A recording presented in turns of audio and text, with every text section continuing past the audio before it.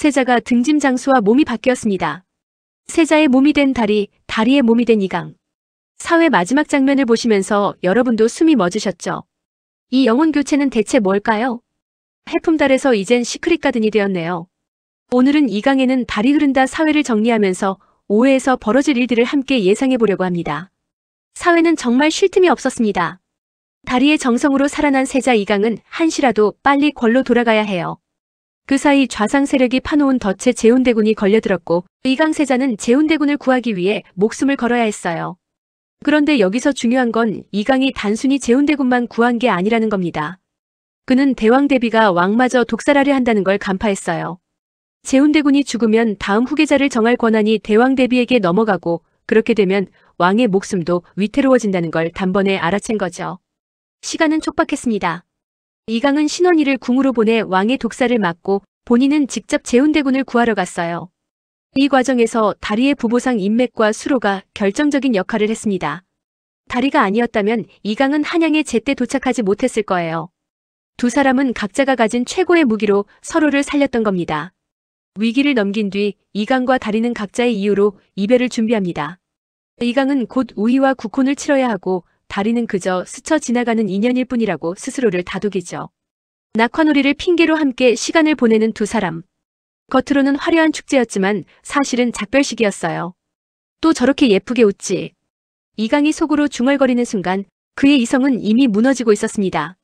헤어져야 한다고 다짐하면서도 자꾸만 시간을 늘리려는 세자의 마음이 애틋하게 느껴지더라고요. 그런데 평화로운 시간은 오래가지 못했습니다. 이판이라는 자가 다리를 희롱했고 다리는 주저없이 맞섰어요. 그 순간 이강이 막아서면서 세자 신분이 들통나버렸죠. 이강은 다리에게 도리어 화를 냈습니다.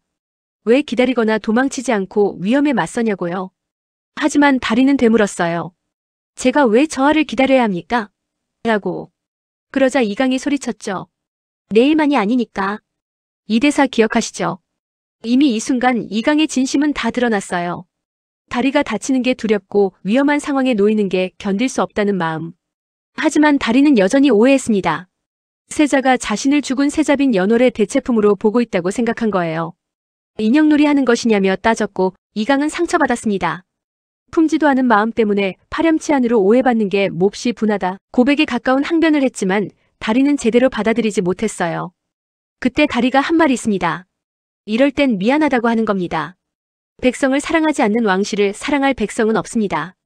그런데 이 말이 죽은 세자빈 연월이 했던 말과 똑같았던 거예요. 이강은 죽은 세자빈을 떠올리며 눈동자가 흔들리죠. 이강의 굳은 결심은 그 순간 완전히 무너졌습니다. 왜 또 내 마음에 뿌리를 내리냐? 이 대사가 사회의 정점입니다. 이강은 더 이상 부정하지 않았어요.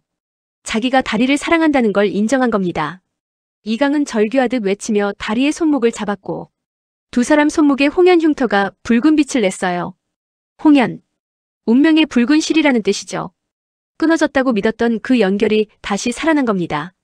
홍연의 뜨거운 통증에 놀라 두 사람은 강물에 빠졌고 정신을 잃어가는 이강에게 다리는 숨을 불어넣어줬어요. 그리고는 두 사람의 피가 강물에 섞였고 붉은 실이 손목에서 나와 서로를 묶었습니다. 그리고 눈을 떴을 때 영혼이 바뀌어 있었어요. 세자인 내가 천한 등짐 장수와 몸이 바뀌는 건 천벌이잖아. 이강이 외쳤죠. 하지만 정말 천벌일까요? 아니면 이건 두 사람이 살아남기 위한 운명의 배려일까요? 구독, 좋아요는 사랑입니다. 여기서 잠깐 기무의 이야기를 해야 할 것 같아요. 사회에서 가장 위험한 인물은 바로 우희였습니다. 그동안 우희는 아버지 좌상의 계획 속에서 조용히 움직이는 것처럼 보였어요. 세자빈 후보로서 예의 바르고 차분한 여자. 하지만 사회에서 그 가면이 완전히 벗겨졌습니다. 우희는 재운대군을 사랑합니다. 그런데 그 사랑이 정상적인 애정이 아니에요. 소유욕에 가까운 집착입니다. 재운대군을 왕으로 만들기 위해 세자를 죽이려 했고 심지어 아버지한테 이렇게 선언하죠. 이제 아버님이 제 도구입니다. 이 대사 하나로 우희의 본심이 드러났습니다. 그녀는 더 이상 누군가의 딸이나 정략 결혼의 도구가 아니라 스스로 권력을 쥐고 사랑하는 사람을 지키려는 인물로 변했습니다. 문제는 그 방법이 너무 극단적이라는 거죠.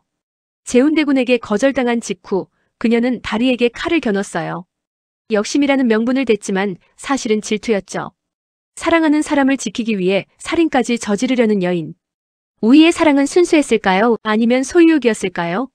오해에서 우위의 선택이 어떤 결과를 낳을지 궁금해집니다. 자, 이제 오해 예고를 볼까요? 영혼이 바뀐 첫날, 두 사람은 서로의 삶을 처음 살아봅니다. 다리는 세자의 몸으로 궁궐에 들어가야 해요. 궁궐 예법을 전혀 모르는 다리에게 한 걸음 한 걸음이 위기예요. 반대로 이강은 다리의 몸으로 천한 삶을 겪게 됩니다. 배고픔, 모욕, 위험. 다리가 지금껏 어떤 고통 속에서 살아왔는지 온몸으로 느끼게 되는 거예요. 서로의 세계를 직접 살아보면서 두 사람은 비로소 진짜 서로를 이해하게 됩니다. 예고편에서 다리의 얼굴을 한 이강이 내관 복장으로 궁에 들어와 다리에게 제안합니다. 그날처럼 다시 키스를 해보자고요. 이건 핑계가 아니에요. 영혼이 바뀐 그 순간의 조건을 재현해서 원래대로 돌아가려는 필사적인 시도입니다. 시크릿 가든 기억하시죠? 김주원과 길라임도 비슷한 상황을 만들어서 영혼을 되돌리려고 애썼었잖아요. 이 드라마 재밌는 게 뭐냐면 과거 대박쳤던 두 작품의 공식을 정확하게 가져왔다는 겁니다. 첫 번째는 해를 품은 달이죠. 죽은 줄 알았던 세자빈이 기억을 잃고 다른 신분으로 돌아온다는 설정, 그리고 사극이라는 배경까지 완전히 똑같습니다. 해품달도 허연우가 기억을 잃고 천한 신분인 무당월이 되어 돌아왔잖아요. 두 번째는 시크릿 가든입니다. 신분 차이가 극심한 남녀가 영혼이 바뀌면서 서로를 이해하게 된다는 구조죠. 김주원과 길라임이 그랬고 이제 이강과 다리가 그 공식을 따라가는 겁니다. 이 두 작품 모두 시청률 대박을 쳤던 공식이에요. 그걸 하나로 합쳐놓으니까 재미 요소가 배가 되는 거죠. 기억상실과 영혼 교체를 동시에 쓰는 작품은 드물거든요. 하지만 만약 강물도 키스도 그날의 조건을 다 맞췄는데 돌아가지 못한다면 어떻게 될까요? 혹시 이 영혼 교체에 다른 의미가 숨어 있는 건 아닐까요? 가장 높은 자리에 있던 사람이 가장 낮은 곳으로, 가장 자유로웠던 사람이 가장 답답한 곳으로 들어갔을 때 비로소 보이는 것들이 있습니다. 서로의 고통을 이해하고 서로의 강함을 발견하고 서로를 진짜로 사랑하게 되는 과정 말이에요. 오해는 그 아름답고도 위험한 시작이 될 겁니다. 정체를 들키지 않으면서 서로를 지켜야 하는 두 사람. 원래대로 돌아가고 싶지만 동시에 이 시간이 주는 의미를 발견하게 되는 과정. 해를 품은 달의 기억상실, 시크릿 가든의 영혼 교체, 이 두 가지를 완벽하게 섞어낸 이 드라마가 앞으로 어떤 이야기를 들려줄지 정말 기대됩니다. 여러분은 어떻게 생각하세요? 이 영혼 교체가 천벌일까요? 축복일까요? 댓글로 의견 남겨주세요. 구독, 좋아요도 부탁드리겠습니다. 감사합니다.